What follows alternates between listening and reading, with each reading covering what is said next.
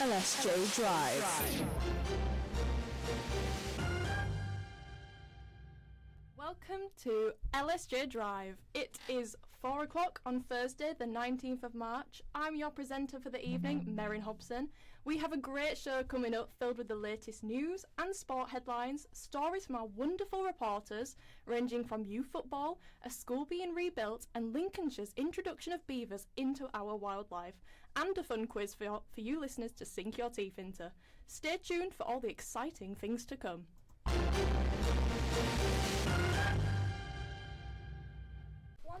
The meningitis outbreak in the UK has students and young people worried as the number of confirmed cases rises to 27, with the UK Health Security Agency issuing daily updates on the outbreak around the UK.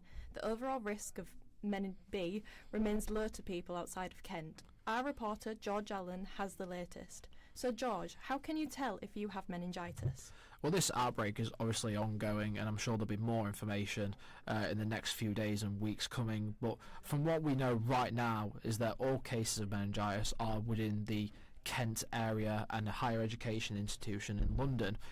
Doctors have been told to watch out for symptoms of Men B, such as muscle and joint pain, vomiting, cold hands and feet, spots or a rash, and a headache. And if you do have any of these symptoms, then doctors and the NHS are strongly urging to call 999 or go to your nearest A&E, as meningitis can get very quickly worse following the death of 2 people from a university and a sixth form. Are there any treatments in place for meningitis? Well, treatments can be available for people with meningitis, but if you're not 100% certain that you have the condition, then tests can be done in hospital, such as a physical examination, a CT scan and a blood test, with antibiotics also available across the country. As of this morning, more than 900 students have received vaccinations as part of the targeted vaccination programme on campus at the University of Kent. If you or your child have mild meningitis and it's caused by a viral infection, then treatment can be done at home, as most people will feel better within 7 to 10 days, with advice from the NHS being to get plenty of rest and take painkillers and anti-sickness medicine. What are people saying around the outbreak of meningitis? Well, there's been updates around Kent and London following the news and cases announced across the UK. And let's not forget that the original outbreak is thought to have come from a Canterbury nightclub on the 5th of March. Louise Jones-Roberts, who owns the nightclub Club Chemistry, has announced that the nightclub will not open until the situation is under control, with 2 staff members from the nightclub remaining in hospital and hoping to return home by the weekend. Health Secretary Wes Streeting has called for anyone who was at the nightclub to receive both antibiotics and vaccines. This is directed to students at the University of Kent, Canterbury Christ Church University and 4 schools. In terms of across the country and Lincolnshire, Streeting said that the risk of meningitis across the country is extremely low, but has spread at an extent not seen before. Thank you, George, for that meningitis update. But now, to keep you entertained this Thursday drive time evening, we have a fabulous quiz. Here's our quizmaster, Matt Gull. Yeah, we did have a fabulous quiz, and then I took it over, and we've now just got a quiz, I'm afraid. But I wanted to see today just how good AI is. So, as it was a really nice sunny afternoon, I decided to ask AI, what are the 5 best things to do on a sunny afternoon? What do you think? What would be your... I mean, obviously, do a radio show inside a studio with no windows is a good start, but if you weren't doing that, what would you do? See, the student in me is immediately saying a pub garden. Like, I know that might be disappointing, but I can't help it. I'm a student through and through. I can hear your parents tutting from here. I mean, I really can. I can hear AI tutting as well. Do you know what AI said? And AI, number 4 was visit a beach, which I think I think a lot of us would like to do that. Yeah. Yes, it will take us 5 hours to get to Skegness in the traffic queues, but my goodness, wouldn't that be lovely? The other one is look at the sunset, which I don't know. I don't know about you. I would not necessarily say that's something to do on a sunny afternoon. That's something to do after a sunny afternoon, isn't definitely. it? But, you know, you never know. After this show, our listeners could go back home, make their tea and watch the sunset. Exactly. So never say never. Let's never knock it. But if you want to find out what the other AI says, the top 3 things are, maybe AI says go to a pub garden is the very top thing. If you want to find out, I'll be back in 10 minutes. Okay, well, that is an interesting one. How many of you actually watched the sunset there? We'll be back in a few minutes to find out what else made the top 5 according to AI and to hear some of your best suggestions for watching the sunset right here in Lincoln.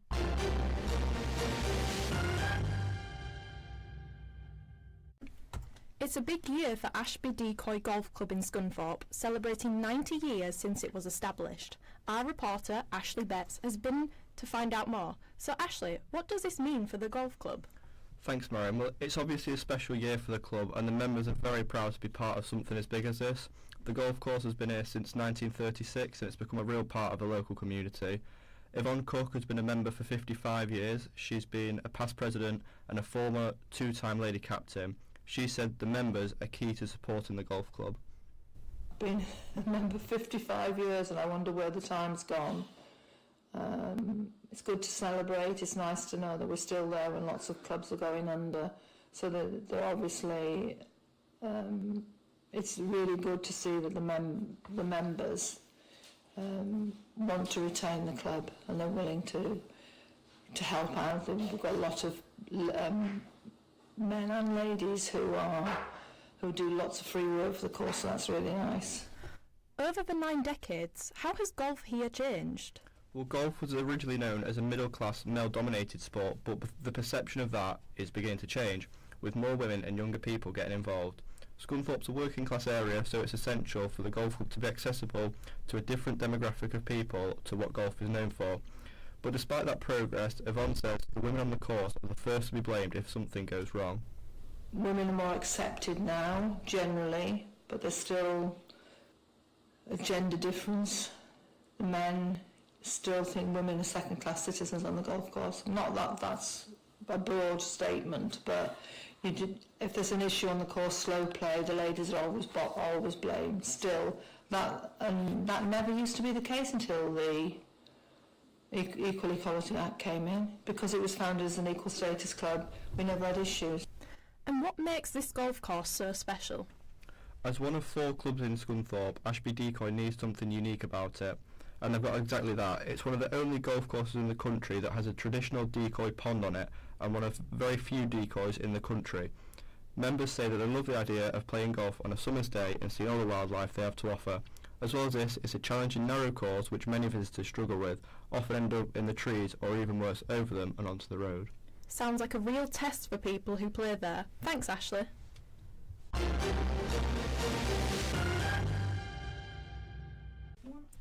If you think this year's rainfall has been bad for you, think of the problems it has brought for our Lincolnshire farmers who are now concerned for this year's crop yield and unsure of the long-term impacts.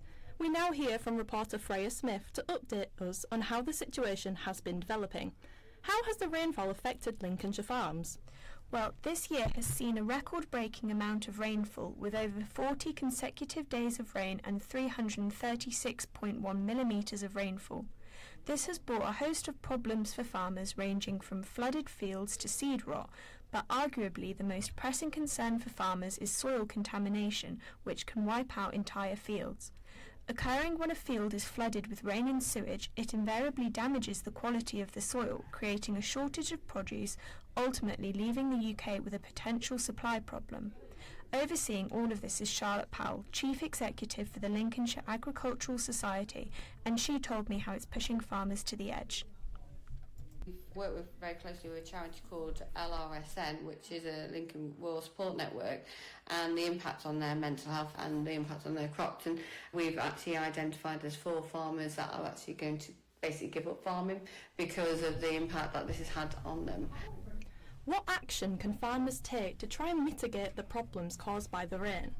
Whilst there are base level ways to mitigate the issues like digging water trenches and changing where to place the crops, it is something that is ultimately challenging to do without appropriate finance and funding, something that the average Lincolnshire farmer cannot afford to do without government support. Charlotte Powell is here again to tell me about what more the government could be doing to help these struggling farmers. That's where there's a need for some grants or government support and support with those financials. You know, they could create more drainage, they could create more systems and holding points to hold water. You know, we have on site here, we have a reservoir. So when we do have excess water, we put it in that reservoir. Do you think people realise how seriously weather impacts farmers? Alongside this increased rainfall, the Lincolnshire Rural Support Network has seen emergency calls increase by 18%, and in an industry that is already seeing 2/3 of farmers struggle with poor mental health, it is concerning to think about the impact that a poor crop yield could have on Lincolnshire farmers' mental health. Well, sounds like this is going to be an ongoing story, and only as the harvesting season progresses, we will be able to see what extent the rain has damaged farmers' crops. That was our reporter, Freya Smith. It is currently just before 4:15, and we now have the news headlines. Here's Hannah Moore. Police are investigating an attempted burglary at Sainsbury's Local in Woodhall Spa. 4 masked robbers attempted to steal the cash machine from outside the store. Meningitis B cases at the University of Kent have risen to 27, with vaccinations offered to those linked to the nightclub Chemistry in Canterbury. A market-raising mum is calling for safety changes as motorbike drivers mount the pavement of the narrow street of Kinwell Road. She is calling for action before an accident happens. Plans for a direct London train through Market Raisin have been rejected and deemed unnecessary by the Transport Secretary. Thanks, Hannah. Well, Lincoln has seen plenty of sunshine today, but will the clear skies last all night? Well, Lily Mae Sanders with the latest weather forecast. It's been a bright and dry day across Lincoln, and those settled conditions will continue through to this evening. However, parts of the northeast will see cloudier conditions tonight, with mist and fog developing during early hours, although it will be a dry night with no expected rainfall. Looking ahead to tomorrow, a misty morning may linger, and there's a small chance of a light drizzle to start the day. However, a brighter afternoon is ahead as the fog will break by midday, leaving sunny spells and mild conditions. And then looking at the roads? There are currently no delays on trains running between Lincoln and Newark, with services operating as normal this afternoon. However, the same can't be said for the roads as rush hour approaches. Starting on the Lincoln bypass, slow traffic is building up on the A46, particularly around the Saxby Road roundabout. Towards the other side of the bypass, Rugby Road heading towards the city centre is getting busy, with delays starting to form. Now for the south of the city, heavy traffic is building around South Park, alongside Newark Road towards Bracebridge is also seeing congestion. Cannock Road is also slow moving as well, so expect delays if you're travelling in that direction. Heading into the centre of Lincoln, queues are forming at the traffic lights on Carholm Road in both directions. Tritton Road is facing delays with traffic building up, and traffic on Tentercroft Street towards Rope Walk is busy too, with delays during the evening rush. That's your latest travel and weather. Thanks, Lily Mae.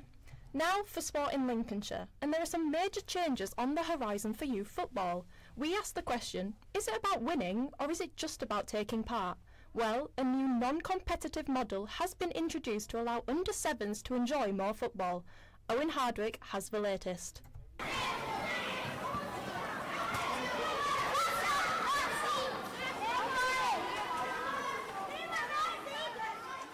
Across grassroots football, big changes are coming for the youngest players. Under-7s are now moving to a new 3v3 versus format designed to get more children on the ball more often and enjoying the game in a simpler, more engaging way. Research from the FA shows small-sided games increases touches, decision-making and overall involvement, with up to 4 3v3 pitches fitting into a single 5v5 space, meaning more football for longer. At the Lincolnshire FA, Football Development Officer Luke Cragg says the focus is firmly on enjoyment and long-term development. 3v3 football is coming to youth football for under 7 age group as of next season, so the 2026-27 season, giving young people the best introduction to football. It allows them to create more chances to learn, play, make decisions, stop and score goals. It's all about using different positions across the pitch throughout the game. And he says the non-competitive structure shouldn't be seen as removing competition entirely, but reshaping it. Whilst this won't be done in the traditional league format, like it will be for under 8s, under 9s moving forward, it will be done where clubs will take their teams to opponent teams, for example. If they do home and away or central league, they'll all go to one venue, and they will still play fixtures. They may play sort of multiple sort of 6 times 6 minute matches, for example. It's a lot of experience. That's a chance to have a go and play against different opponents and challenge themselves. But while the benefits are clear, some grassroots coaches are finding the transition challenging. The 3v3 format removes traditional match pressures, no goalkeepers, no referees and no substitutes, allowing children to take more control of their own game. Ryan Oates, coach and committee member at Bottisford Town, is happy with the changes, but some people are not. Some coaches who already are planning to play up at under 8 to avoid 3v3, but my views on players having more touches, being confident on the ball, having that ability to be able in a 1v1 situation to hold and shield and move and twist and turn and get loads of touches, yeah, I'm all for it. With shorter matches, rotating teams and more time on the pitch, the FA hopes the 3v3 format will give every child the chance to play, develop and most importantly, just enjoy football. Owen Hardwick, LSJ News. LSJ Drive.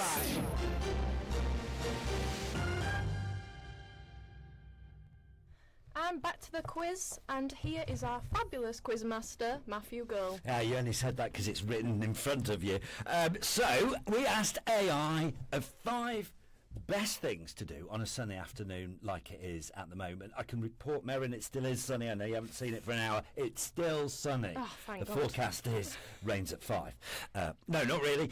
But do you know, I mentioned sunsets, you mentioned sunsets, we were talking about sunsets. I even said I'm not sure a sunset is a thing to do on a sunny afternoon, it's one to do after. Well, we've had people come forward to say where the best place in Lincoln to see a sunset is, and one of them is Licorice Park. Do you know where Licorice Park is? You know, I don't really know Licorice Park. I've heard of it, but So I've never been. It's down Yarborough Hill, Yarborough Road, and between there and the top of the hill, and it's a sort of quite an overgrown place, and there's a lot of people doing gardening in there, and it's sort of like a little hidden wildlife area right in the middle of Lincoln. And because it's on the hill, I bet it is a good place to see the sunset. I would maybe say that given where it is and it gets very, very dark at night with lots of hidden paths and stuff, once the sunset has gone, get out of there, just to make sure your safety is okay. And if you wanted a safe place to start with, maybe the Brayford Pool, and just stay on the Brayford Pool, watch the sun hit the beautiful sides of the Odeon Cinema there. You know, what could be lovelier? Anyway, I have number 3 for you. How many more do I want to give you now? 1? 2, 1? Yeah, just give us one. Tease us till the end. Okay. You know, give us the big finale. No, all right. Oh, you're driving people at home mad. They're desperate to know this. No, I keep them engaged, Matt. I keep them engaged. Keep them on tenterhooks. Well, the number 3 is go for a bike ride. Go for a bike ride. Okay. Not the most exciting, interesting, or relaxing thing, in my opinion, to do, but it might be nice on a day like today to go for a lovely bike ride. What's number 1? What's number 2? What does AI think the very best thing to do in the sunshine is? Well, you'll have to wait. I'll tell you in 10 minutes. Okay, you heard that here first, listeners. You've got to keep and stay tuned with us to hear number 1 and number 2 of Matthew Gull's quiz. Now, I mean, you could cycle past the Lincoln Arboretum, maybe after your day at work you could go for a little bike up by the cathedral. Who knows? Well, you wouldn't really want to go up Steep Hill though, thinking about it.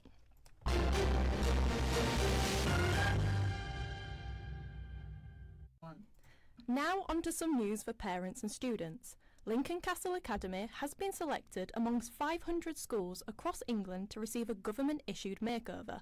This is part of the school rebuilding programme. But what does this actually mean? Our reporter, Emily Pledger, is here to tell us more. So, Emily, when we say makeover, what exactly does this mean?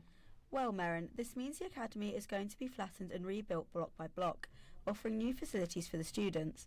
The government's rebuilding plan sought out the school as being in poor condition, deeming the buildings as being at the end of their functional life rather than just needing repairs. The school previously faced scrutiny from Ofsted, being rated inadequate and placed in special measures in 2022.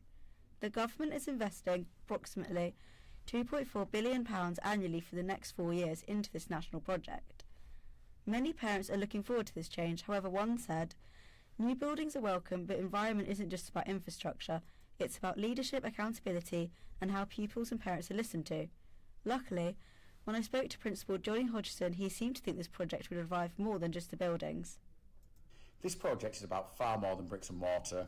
It's about creating a space that inspires ambition, supports well-being and opens new opportunities for all our young people. Our students serve a place that matches their potential, a school that lifts them up, excites them and reflects the bright future ahead of them.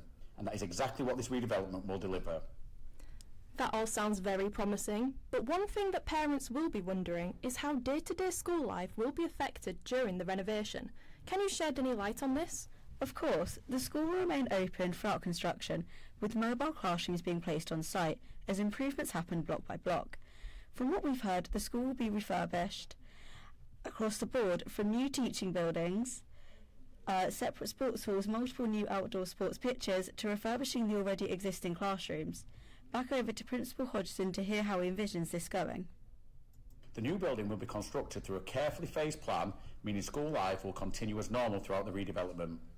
Our priority is ensuring minimal disruption so that teaching and learning continues to thrive every single day. Delta Academy's Trust is committing further funding to ensure that when the doors open, our students walk into a school equipped with modern furniture, cutting-edge resources and the high-quality learning environments they truly deserve. When can parents and students expect renovations to begin? At the moment, reconstruction is set to begin in summer this year, with completion expected somewhere in 2027. Of course, the school and council are keen not to rush this, and students should be excited about what's to come. Sounds like a bright future for the students at Lincoln Castle Academy. Many thanks, Emily. Now, have you ever heard of a rewilding project? Well, there is one happening in Lincolnshire right now, and they're using beavers to do it. The dam builders have been introduced to Boothby Wildland near Grantham, and they are part of a project to restore the West Glen River. Our reporter Ella Hull has the story. So, beavers are being brought to Lincolnshire? Yeah, that's right. Beavers are being introduced to the River Glen as part of a rewilding project to widen the river, as it's been struggling to retain water and support its wildlife. Some experts even told the team at Boothby Wildland that restoration of the river was essential to reduce the flood risk, improve water quality and create diverse wildlife habitats. Here to tell us why they made the choice to introduce beavers is Claire Barrett, the site manager at Boothby Wildland. Beavers are the best eco-engineers when it comes to creating new wetlands and providing such a rich range of biodiversity and habitats. Why is it so important that they restore the River Glen? Well, the aim is for the beavers to change the structure of the river by building dams and eating away at trees to reduce the amount of flooding further downstream. Their work should create pools of water which then flow onto the surrounding wetlands. Claire Barrett tells us more. They will create lots of dams across the site that will withhold that water, holding the water back, slowing the flow and ensuring that the flooding downstream is alleviated somewhat. But by creating those different pools of water, they will amazingly create the most amazing complex wetland system. So how do they know what the beavers are up to? Well, there are numerous monitoring cameras around the wetland, so Claire and her team can see the progress and the movements of the beavers, and they have recently welcomed new volunteers to help with the upkeep of the fencing that surrounds the property and the day-to-day monitoring of the project. They've also started beaver tours, so members of the public can go and see the beavers in action and the work they're doing to restructure the river. Well, that sounds great. I might have to go and book a tour myself. Thanks, Ella. LSJ News. It is 27 minutes past 4 on LSJ Drive, and we now have the latest news headlines with Hannah. Police are calling for witnesses to an attempted burglary in Woodhall Spa, with a black Audi RS4 linked to the crime. The incident occurred on Sunday 15th of March at around 1:20 a.m. The Bank of England has announced a new base of interest rate at 3.75%, following the conflict in the Middle East. Some believe this could rise in the future if inflation also continues to rise. Fuel stations in Lincolnshire warn profits have halved, with one Mark and Raisin pit stop reporting their takings are already down 50%. Campaigners lost their bid to bring back a direct London rail service via Market Raisin, as the government says there are already enough trains travelling between Lincoln and North East Lincolnshire. Still to come, we have the latest sport headlines, a range of and a range of entertainment, news and everything else. But first, here's Lily May with the weather and travel.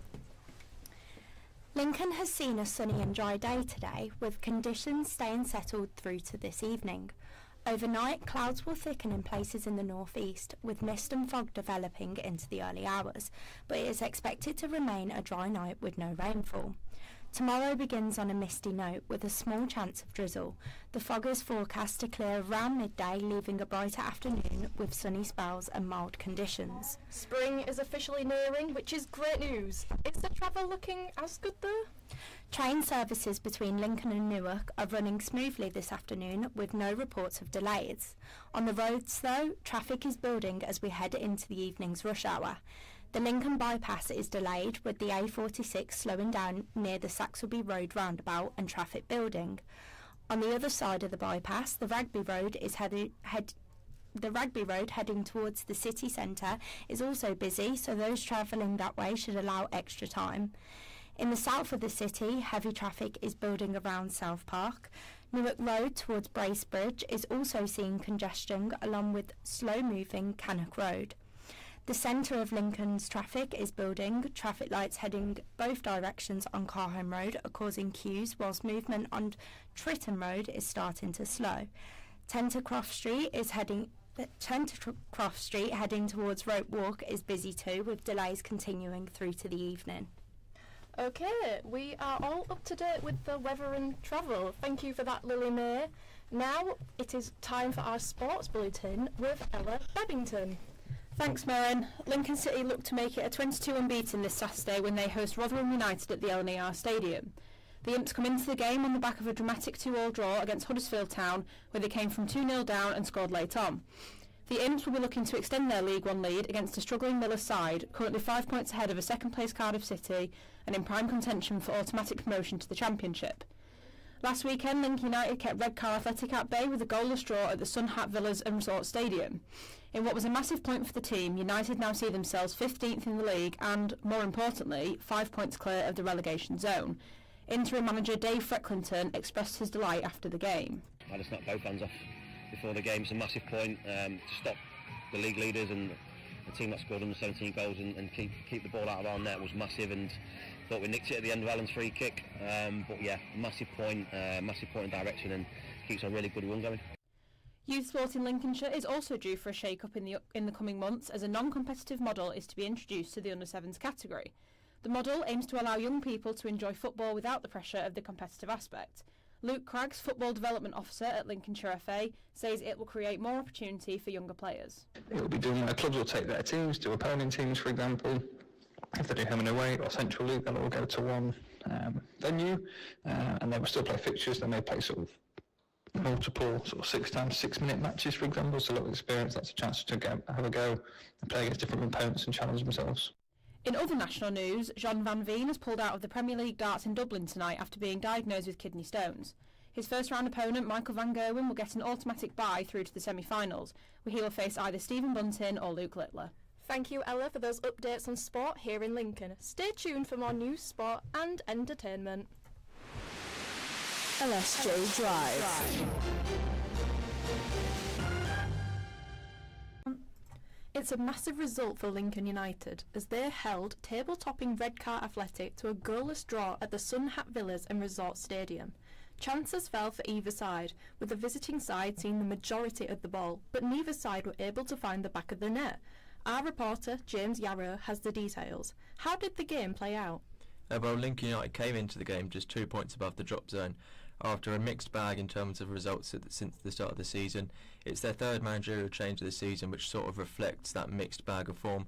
But over the recent weeks, they have picked up and started to move away from the drop zone, and that was shown in a strong performance in that game.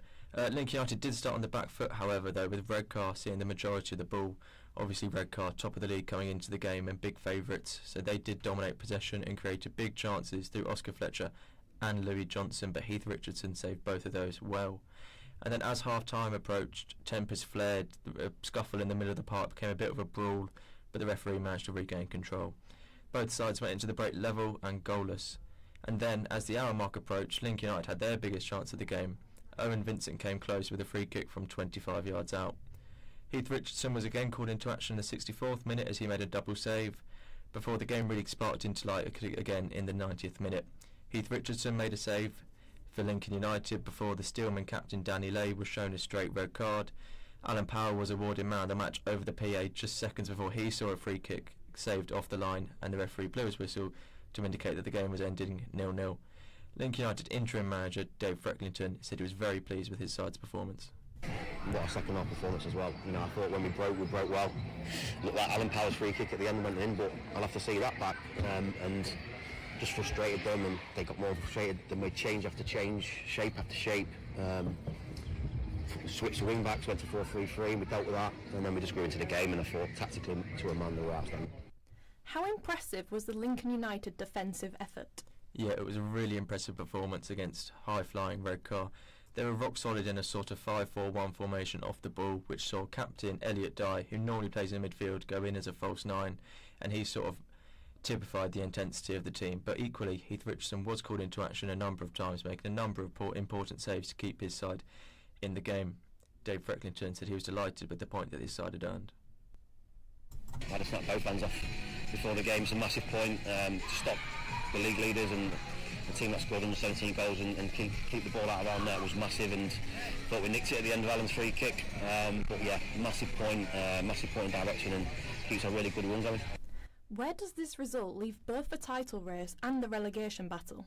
Well, the point takes Lincoln United up to 15th in the league, which is starting to make a bit of a buffer between the drop zone. It becomes 5 points away from the relegation zone, but equally, probably just as importantly, it means they're 5 games unbeaten at home, so they're really starting to make Ashby Avenue a fortress for the Whites.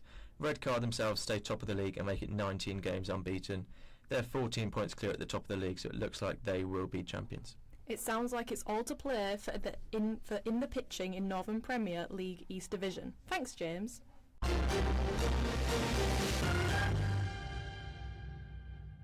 Okay, the thing you've all been waiting for, our final bit of quizzing here with Matt. Is there any evidence that anyone's been waiting for this all the time?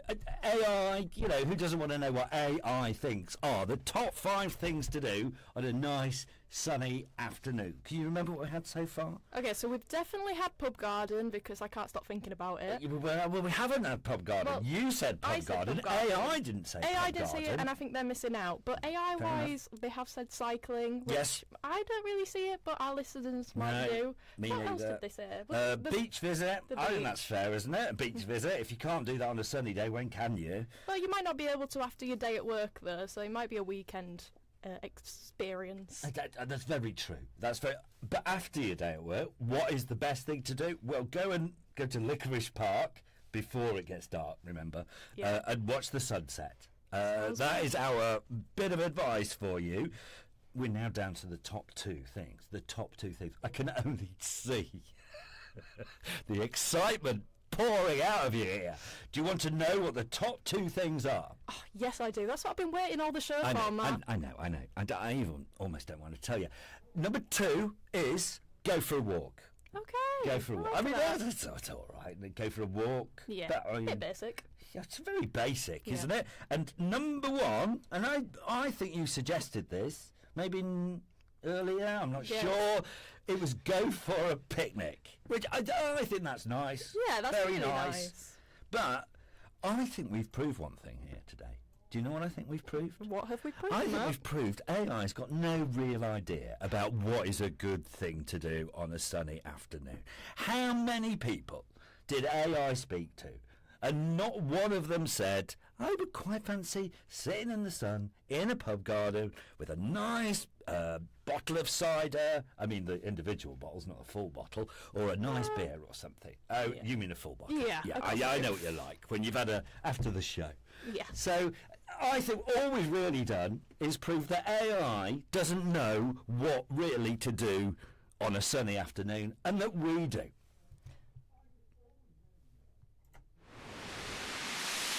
LSJ News.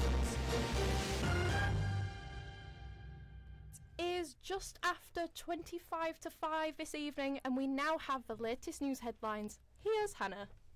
Meningitis cases at the University of Kent continue to climb as a targeted vaccine rollout begins for students living in student halls at the university. Time limits on car parking in 2 car parks in Bourne have been planned in hopes to free up spaces and reduce congestion. Construction is finally underway on the long-awaited North Hykeham Relief Road, due to open in 2029. The work will bring jobs, houses and money into Lincolnshire. Cadbury has divided opinions of customers with a suggestion to melt the chocolate and spread a cream egg on your toast this Easter, with one customer even calling it evil. Thanks, Hannah. Now's Lily May with your weather and travel. Lincoln has seen bright and sunny weather today, and those settled conditions will continue through to the evening.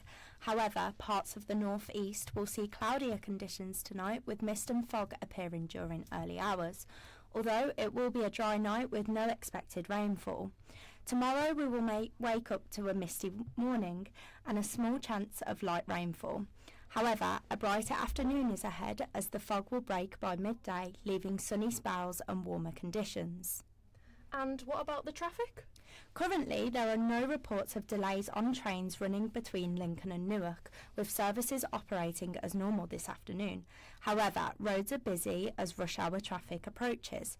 Starting on the Lincoln bypass, slow traffic is building up on the A46, particularly around the Saxby Road roundabout. Towards the other side of the bypass, Rugby Road heading towards the city centre is getting busy, with delays starting to form. In the south of the city, heavy traffic is building around South Park alongside Newark Road towards Bracebridge, also seeing congestion. Cannock Road is also slow moving as well, so expect delays if you're travelling in that direction. Heading into the centre of Lincoln, queues are forming at the traffic lights on Carhome Road in both directions. Tritton Road is facing delays with traffic building up, and Tentercroft Street towards Rope Walk is busy too, with delays during the evening rush. That's your latest travel and weather. Thanks, Lily May. LSJ Drive.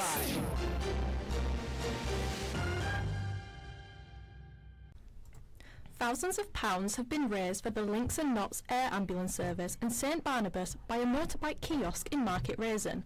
The family-run business based at Willingham Woods has been collecting donations for 40 years through bikers and visitors of the woods. Millie joins me to tell us why people choose to go to Willingham Woods. Yes, thank you, Marion. So, Willingham Woods is the perfect place to go for a quick break or a social gathering for bikers. It's not too far out of Lincoln, the woods in Market Raisin are easy to get to, and it's located along some beautiful country roads that appeal to those who fancy a relaxing ride along the country lanes. Well, when I say Willingham Woods, I'm actually talking about the lay-by near the entrance of it. This tucked-away lay-by, accompanied by a small kiosk in the middle, has become the place to be for bikers. Serving hot and cold food and drinks, the kiosk offers a quick respite for those on long journeys or those who just fancy catching up with their friends. The kiosk is located at the entrance of the woods and sits in a scenic space amongst the tall forest trees. I spoke to Tyler Johnson, a biker and a regular visitor, who told me about why he visits Willingham Woods. Yeah, so I come down to Willingham Woods quite a lot, especially when the bike nights are on. It's a really good atmosphere, loads of bikes, loads of different bikes, everyone's up for a chat, and it's one of those places where it doesn't matter what you ride, you just get along with people. I think that's a big part of why I enjoy it so much, to be honest. It's not just about the bikes, it's the social side of it. You end up speaking to people you'd never normally meet, sharing stories, looking at each other's bikes, and it's just a good vibe all around. How has such a small kiosk raised so much money for charity? Well, you may have noticed a few more motorbikes have been on the roads this week, and that's because the sun has been out and the roads have been dry, which make it perfect riding weather. Now, a hotspot for bikers that fancy a coffee and a chat, William Woods has officially returned their Wheelie Wednesdays, which attracts even more riders. They're hoping to raise some more money for their chosen charities with their weekly social event. I spoke to Dean Holvey Hutchinson, current owner of the kiosk, who told me a little bit more about the place and their charity donations. The air ambulance, obviously the air ambulance goes hand in hand with obviously a lot of the bikers have been picked up by the air ambulance, and if you're on the back end of that it's not a great thing. So we think that's a really worthwhile cause here, and the bikers are very generous people. It's the only way we raise money generally is by people putting money in there. We don't take any tips at all here as staff, so if anybody offers anything it always goes in the air ambulance. So it's a cause that's quite close to our heart. Is Willingham Woods just for the bikers? The spot appeals to bikers due to the location and easy access. However, anyone is free to visit the woods. The site is often seen by families with children, dog walkers and many others who do not ride motorbikes. They also visit the woods. Now that the weather is turning, staff at the kiosk are hoping to see many more visitors and bikers stopping by at Willingham Woods, and with the number of visitors increasing, they hope that the amount of donations will increase also. Dean also told me about why Willingham Woods is a popular place for non-bikers also. It's a halfway stop for a lot of people who visit the coast. It's not just a biker calf, which everybody gets a bit hung up on that. But yeah, so in the summertime we have a lot of tourism trade that people are going to the caravans at the weekend, and then obviously in the summer a lot of motorbikes. Thanks, Millie. What a great show, filled with a range of news, sport and entertainment. Thank you for joining us, we hope you enjoyed. And you'll have to let us know if you do any of the things AI told us to do while the sun is out. All I'm going to say is you're not going to catch me on a bike up steep hill. Well, the team at LSJ Drive wishes you an amazing evening and a safe drive home. See you next time.